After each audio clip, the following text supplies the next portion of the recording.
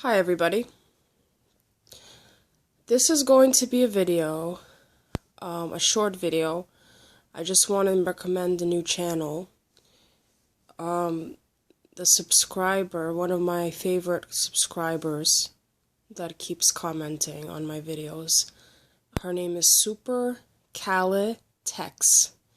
So it's SuperCalitex. And she just started her new channel.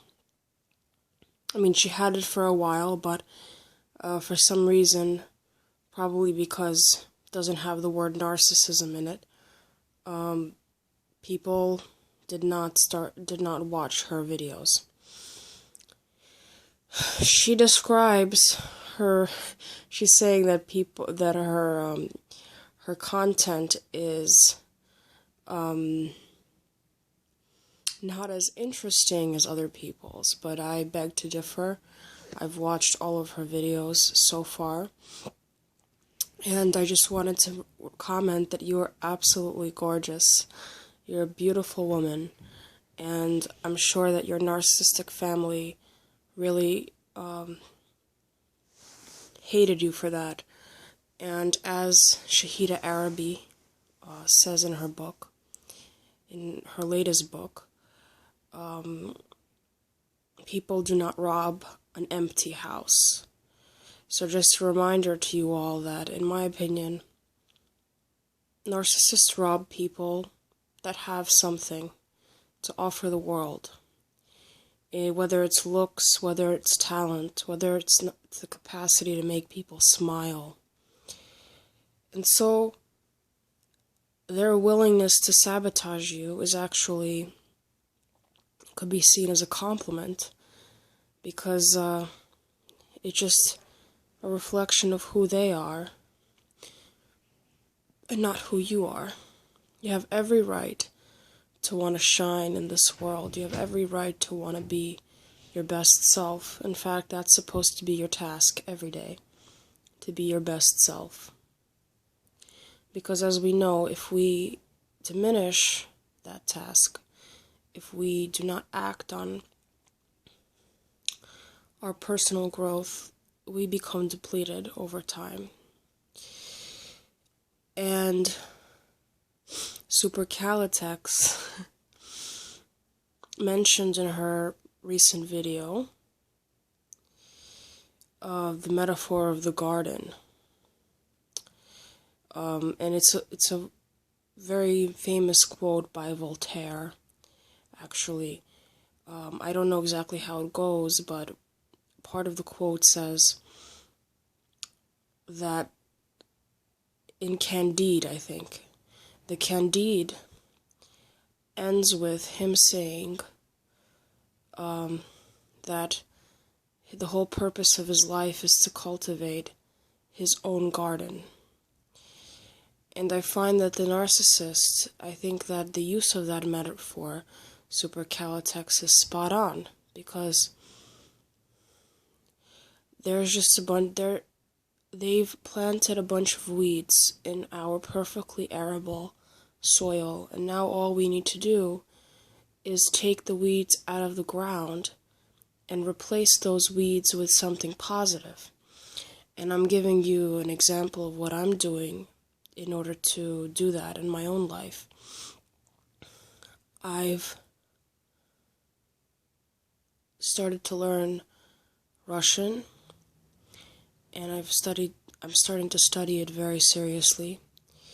Even though I know it, I don't know proper Russian grammar. I've started to learn Spanish.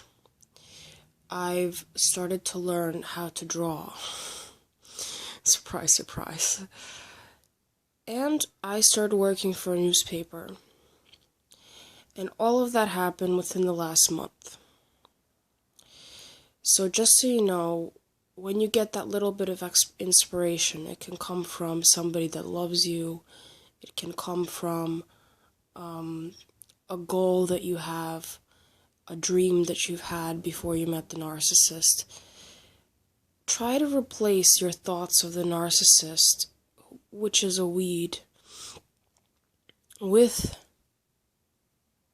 roses and tulips and watch those grow. That's much better use of your time. And don't worry about how the garden will turn out in the end. The important thing is that you plant seeds in it. And eventually all the weeds will wither and die because there's going to be so much beautiful foliage that obfuscates them. And nothing can stop that process except for you. Like I said, every time you wake up in the morning, that 16 hours is a huge responsibility. And whether you like it or not, you answer for those 16 hours, how you spend them, who you talk to, who you tell to go fuck off, who you invite into your life, who you tell to exit your life. And if I could take on 4 different tasks in the last month because I've had a little bit of inspiration, all of you are capable of that. Same thing. You know. I wish everybody in the new year the possibility to plant their own seeds, to focus on their own goals, to finally be able to think of something other than narcissism, to fixate on that, to live that experience to the utmost. And don't worry about the demons of your past, because, again, in time, the beautiful foliage that you plant will cover up and weed out the nasty, disgusting, parasitic insects in the ground that you've been living with. And that's your job. It's your job to never let this happen again. I love you all. Take care. Happy New Year.